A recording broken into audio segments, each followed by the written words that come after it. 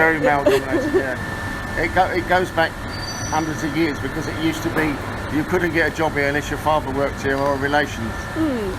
That's changed now, but it's still a lot of families have been here a long, long time. Fathers, grandfathers. My father was here, my brother's here. So that's where my uncle worked here, so that's how I got here. So I've been here since I was 16 years old. 1978, a long time. Too many. We had the vegans come up, tried to block the market, and it didn't end well for the vegans. Yeah. So they got sort of manhandled and pushed out the market, and they thought they were being clever and tried to block the market. So, and the people here don't take any prisoners. It's like a family. If you pick on someone in one shop, then everyone will come out and help. Yeah. It's very old-fashioned here. So when they built it, obviously fridges wasn't invented, so they had a louver system, so the wind always blows through it, keeps it cool in here. It's always 3 or 4 degrees cooler than outside, even in the summertime. It never gets hot in here. It's very good. They're very clever people. That's why the roofs are quite unique if you look at it. They used to be all like louver windows. They've changed the windows now. So the air was always circulated. Smithfields on top of a hill. They built it here, and then the wind always blows through here. So yes, in the days before the refrigeration, it was always cool in here, so very good.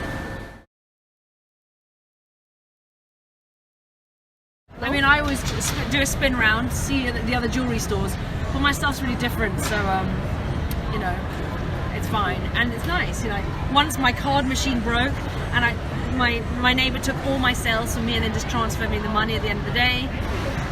I took my dog for a walk today. You know, she bought me a tea. I mean, you know, we're nice to each other. We check in on each other, ask each other how the sales are going. If someone tried to steal something, somebody else would grab them. I think it's really nice. Yeah, everyone's really cool. Like, you know, everyone's very different. Everyone makes their own stuff here, on this market at least. Everyone's made their own stuff, and that's like, well, mostly.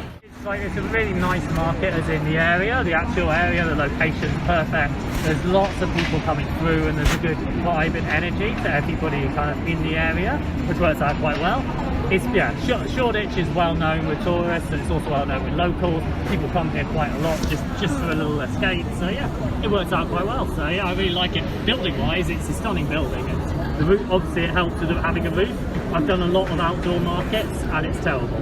Absolutely terrible. When it's cold, windy, wet, it's really bad. So having a roof over your head and it being enclosed around the outside still makes it feel like it's outdoors without any of the punishments of the rain.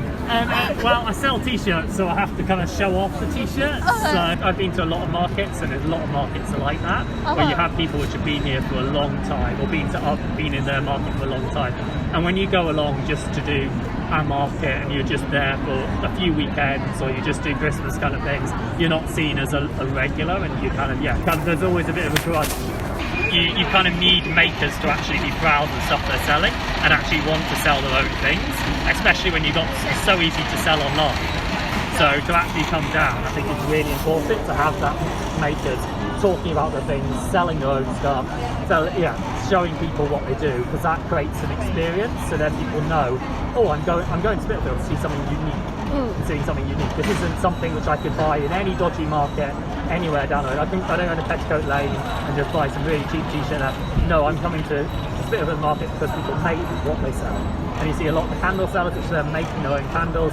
They're making their own soaps. You see printmakers making their own prints. I think that's really important, and they should make sure there is that kind of distinction between people making their own things and selling it, and people just buying cheap stuff and selling it on. I think that in general, I think there's like having all the, like they're saying, commercialisation. I think the shops they've got around here are absolutely brilliant, and people come here knowing that they're going to get lots of different things, so they're coming here for a shopping experience.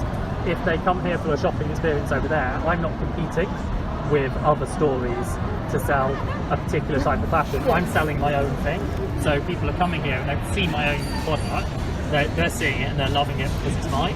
Whereas if someone's just selling something else, so selling something they bought cheap and selling it for more money here, then you're kind of there going, there's nothing unique about it, nothing special, at which point there's no reason you go to Smithfields over another market.